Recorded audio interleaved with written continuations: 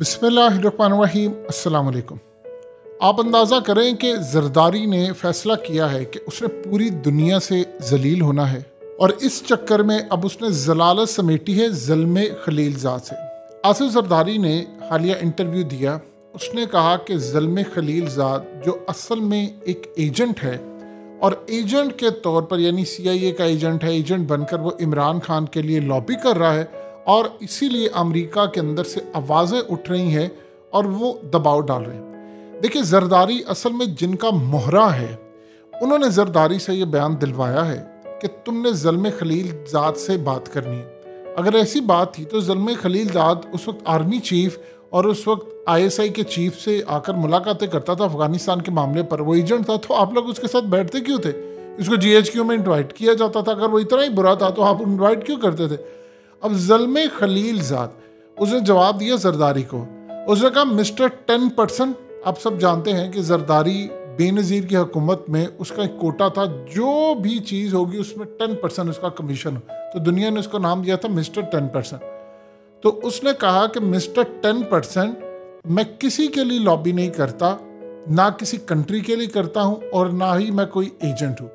मैंने पाकिस्तान के हवाले से अपने सीरियस कंसर्न तुम्हें बताए कि पाकिस्तान इस वक्त ट्रिपल क्राइसिस में है और ये क्राइसिस बढ़ता जा रहा है, इसीलिए मैंने सजेस्ट किया जो बेहतर था। उन्होंने कहा मिस्टर 10%, तुम्हें अपने पहले मुल्क का सोचना चाहिए, बेनज़ीर भुट्टो की लेगेसी को आगे लेकर जाना चाहिए, और जो तुम मेल्ट डाउन कर रहे हो 220 मिलियन लोगों का यानी 22 करोड़ लोगों का, वो तुम्हारी तरह नहीं है। ना उनके पास तुम जैसे जो लोग हैं उनकी तरह पोश घर हैं पूरी दुनिया में, और ना ही वो भाग सकते हैं। उसने कहा पाकिस्तान की जो इस्टेब्लिशमेंट है और पाकिस्तान के सियासी लीडर, इनको चाहिए कि रूल ऑफ लॉ फॉलो करें। यानी उसने क्लियरली इस्टेब्लिशमेंट को टारगेट किया और कहा कि इस्टेब्लिशमेंट को चाहिए कि वो रूल ऑफ लॉ को फॉलो करे, और जिस तरह रूल ऑफ लॉ को फॉलो किया जाता है उसे कहा कि इस तरह फॉलो करें, ना कि सुप्रीम कोर्ट को तकसीम करें बल्कि इम्प्लीमेंट करें उसके डिसीजंस को। यानी आर्टिकल 190 के तहत ये जो डिसीजंस होते हैं उसको फॉलो करें। यानी उसने कहा कि पाकिस्तान की इस्टेब्लिशमेंट और तुम मिलकर सुप्रीम कोर्ट को तकसीम कर रहे हो, और ये जो तुम हरकत कर रहे हो मिस्टर 10%, ये तुम लोगों को जेब नहीं देती। असल में हुआ क्या है, ज़रा बात समझिएगा। हुआ कुछ ये है कि इमरान खान को ये बात अच्छी तरह पता है कि बाजवा ने अमेरिका के अंदर लॉबी की थी, और देखिए PTI ने लॉबिंग फर्म हायर किया, इसमें कोई दो राय नहीं, इस बात को एडमिट करना पड़ेगा। लेकिन मामला कुछ इस तरह से है कि वो जो लॉबिंग फर्म हायर की है उसने अमेरिका के अंदर वो जो इमरान खान की दूरियां थी अमेरिका के साथ, अमेरिकी इस्टेब्लिशमेंट को बाजवा ने कहा कि आपके खिलाफ काम कर रही हो। जिस तरह इमरान खान ने ट्रंप को समझाया था कि देखिए हम अमेरिका के ख़िलाफ़ नहीं हैं, ना हम अमेरिका के ख़िलाफ़ जाना चाहते हैं। मसला ये है कि हम चाहते हैं कि अमेरिका असल में पाकिस्तान के साथ ताल्लुकात बेहतर करे। उसने समझाया कि आपकी वजह से अमेरिका के ख़िलाफ़ नफरत बढ़ रही है, आप यहाँ से जाएं, आप इनसे जंग जीत नहीं सकते। ट्रंप को इमरान खान ने ये बात कायल कर ली थी, उनकी इस्टेब्लिशमेंट को हजम नहीं, क्योंकि वो असल में इस जंग से पैसा कमाते थे और पाकिस्तान के अंदर भी बैठे डॉलर्स कमा रहे थे। अब जो सूरत हाल पैदा हुई है वो ट्रंप ने असल में इमरान खान की बात समझ ली थी। यही बात ज़ल्मे खलीलज़ाद ने कही कि पाकिस्तान, देखिए असल में ये काम क्या करें, ये इनका जो सिलसिला है, जिन्होंने फातिमा भुट्टो को गद्दार डिक्लेयर किया वो आज किसी को भी एजेंट बनाते हैं। ये मुल्क के अंदर गद्दार, यानी ये सर्टिफिकेट लेकर बैठे हुए हैं कि हम जिसको चाहेंगे वो गद्दार होगा, जिसको नहीं चाहेंगे वो नहीं होगा। यानी आप अंदाज़ा कीजिए वो एक बुढ़ा पागल साइकोपैथ नफ्सियाती मरीज़ बाजवा जिसका दिमागी तवाज़ुन बिल्कुल दुरुस्त नहीं है।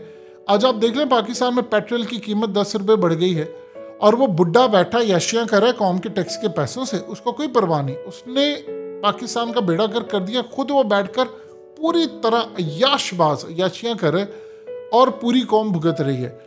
सिर्फ 1 साल के अरसे में आप इंडिया से कम 30 साल पीछे चले गए, सिर्फ 1 साल में। वहाँ ना आप उनकी करेंसी को बीट कर सकते, छोड़िए। अब एक सिंपल सी बात बताइए, आप 170 पर डॉलर ला सकते हैं?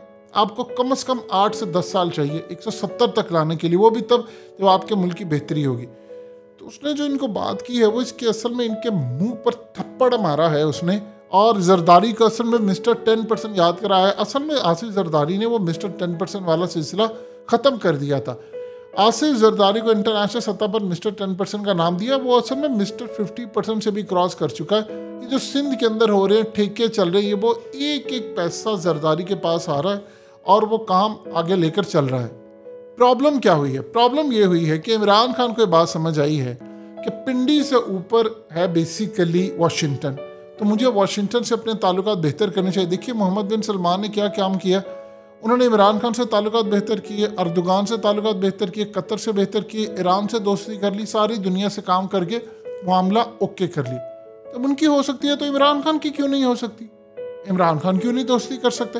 तो इमरान खान ने भी बेहतर ये सोचा कि भाई लड़ाइयाँ क्यों करनी है, अपने महाज ख़त्म करें। और क्योंकि ये असल में अमेरिका को कहते थे देखो ना इमरान तुम्हारे खिलाफ है, देखो ना ये मामला है वो मामला है, सो लिहाजा इस पूरे खेल के अंदर इनको ये बात अब हजम नहीं हो पा रही कि इमरान खान डायरेक्टली हम अमेरिका के साथ थे। तो इमरान खान ने उनके साथ, अब आप सोचिए अमेरिका की कांग्रेस के अंदर से उनके सेनेटर्स बातचीत कर रहे हैं कि आप पाकिस्तान के अंदर ये नामालूम अफराद कैसे लोगों को उठा रहे हैं, कैसे सारा सिलसिला हो रहा है। ये जो असल में अब सूरत हाल पैदा हुई है ये क्लियरली इंडिकेट कर रही है कि इनके पैरों तले ज़मीन निकली। अब वो उसको कहते फिर रहे हैं जी एजेंट है। आप सर अंदाज़ा कर ले, उज़ैर बलोच को इस्तेमाल करने वाला अपनी फ़ौज के खिलाफ अमेरिका को हुसैन हक्कानी के ज़रिए लेटर लिखा कि ISI और आर्मी को कंट्रोल करो, ये जर्नैलों को हटा दो, अपनी मर्जी के मैं जर्नैल ले आऊँगा, तुम्हारे जूते हम पॉलिश करेंगे और उसके बाद तुम पाकिस्तान में कहीं भी ऑपरेशन करना, खुली आज़ादी तुम्हें होगी। वो मैबो गेट स्कैंडल।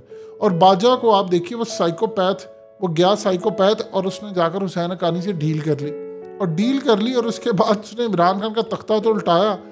लेकिन आप ज़रा अंदाज़ा कीजिए कि अब वो मीडिया पर लॉन्च हो गया हुसैन हक्कानी। यानी असल में ये इतना पागल समझते हैं कौम को कि कौम इतनी बेवकूफ़ है कि नहीं इनको पता चलेगा कि तुम पहले फातिमा जना को गद्दार करार दो, अयूब तुम्हारा हीरो, ज़ियाद तुम्हारा हीरो, मुशर्रफ तुम्हारा हीरो, कियानी तुम्हारा हीरो, और उसके बाद ये बाजवा तुम्हारा हीरो, फिर उसके बाद राहिल शरीफ तुम्हारा, ये सारे के सारे इनके हीरो हैं और अवाम को चूरन बेचने के लिए दिया हुआ कि तुम गद्दार हो। दिन दिहाड़े बंदे यहाँ से गायब हो जाते हैं और कोई पूछने वाला नहीं है। अब असल में कौम को ये बात बड़ी अच्छी तरह समझ आ गई है कि पाकिस्तान, अब आप सोचिए ज़रा से जरदारी को बचत किसने दी? बाजवा ने।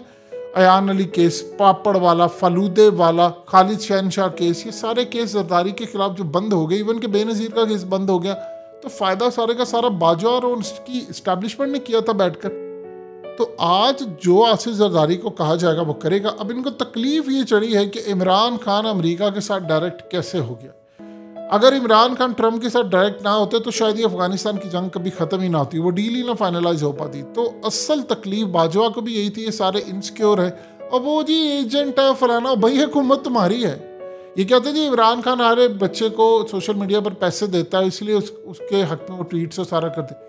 एक काम करे, तुम्हारी हुकूमत है, वजारत ख़जाना भी इस वक्त तुम्हारी इत्तेहादियों के पास है, खारजा भी है, तो तुम इन्वेस्टिगेट कर लो और करके सारी की सारी चीज़ें सामने ले आ। लेकिन ये असल में कर नहीं पाएंगे।